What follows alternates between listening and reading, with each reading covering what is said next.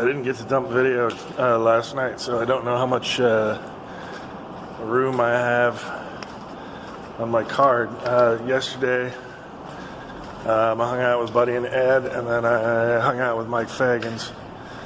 Today is Sunday. I'm in the Mirage. I'm going to go do yoga with dolphins, and then I'm paying for that.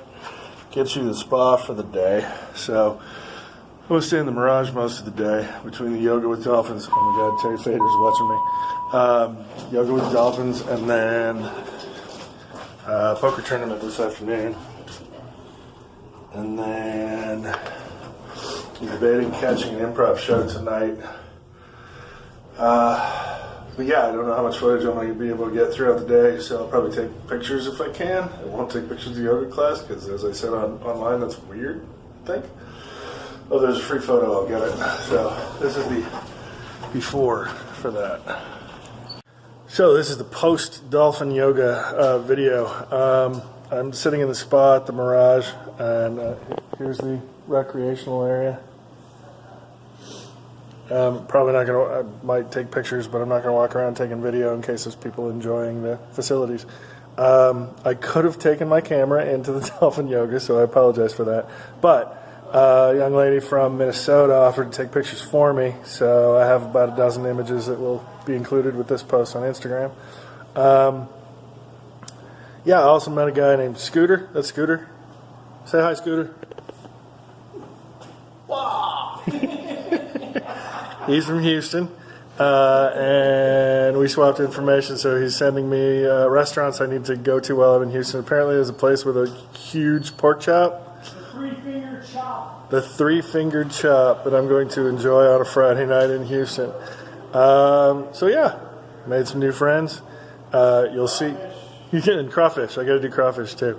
You'll see that it was not in the water yoga. It was a room in the underwater viewing area. That'll be apparent in the pictures. And yeah, going to enjoy the spa here at the Mirage for the rest of the day, except when I go to the poker tournament at 2 o'clock. Cool. Oh, and this is the free smoothie. At the dolphin. It's almost gone, you can tell. Thank you for your hospitality. You're very welcome. Much appreciated. Shakalaka from Hawaii. Nice. What's your name, by the way? My name's Roland. Roland? Roland from Hawaii, yeah. Cool. Thank you, Roland. You're welcome. Awesome. There we go. I think the Mirage should be sponsoring my trip to Vegas, just so you know. I've spent a lot of time between the Mirage and Treasure Island, but that's cool. Had a good time here. All right. I'm going to go enjoy the spa. Bye.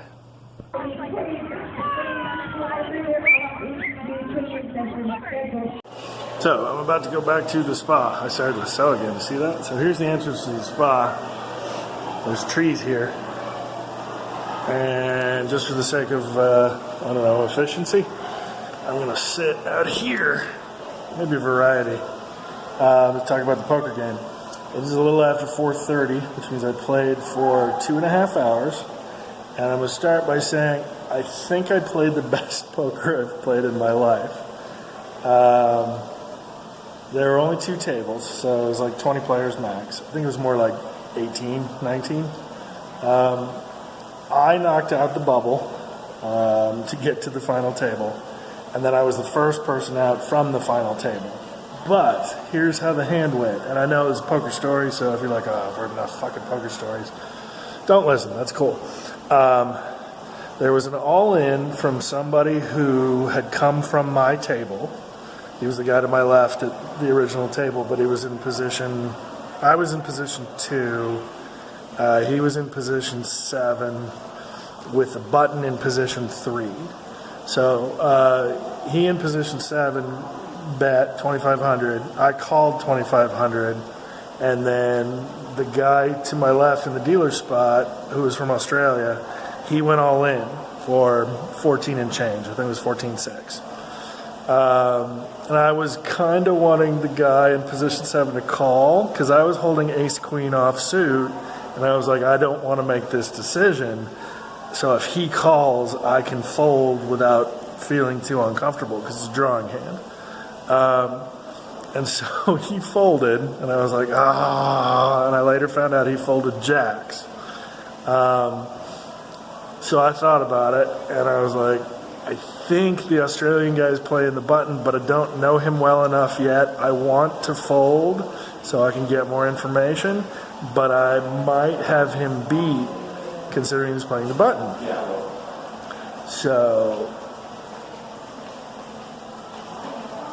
I called, and I had him covered by about $2,000. Flip my ace queen off. He flips over kings, pocket kings. And I was like, oh, and then the flop comes king queen. So he's got trip kings, and I've paired the queen. And then I pair the ace on the turn. So I've got 2 pair aces and queens versus his trip kings. And then the river was a rag. And immediately after that, we go on break.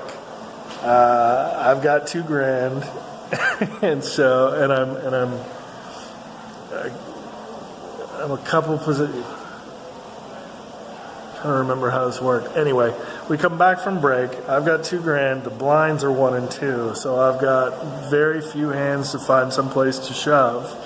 First hand after the break, I look down at my cards, and I've got ace queen off again. So I go all in. One of the other players from my original table goes all in himself to try and isolate against me.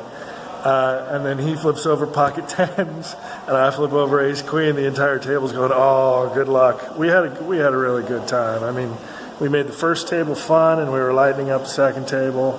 And I played really good poker. I was right in the middle of the field when we got to the final table, and I had ace queen cracked twice. Yeah, it's a bit of a curse. Ace queen's a bit of a curse. I could have folded it. Should have folded it. Whatever. I was happy with both calls or both bets, and I played good poker.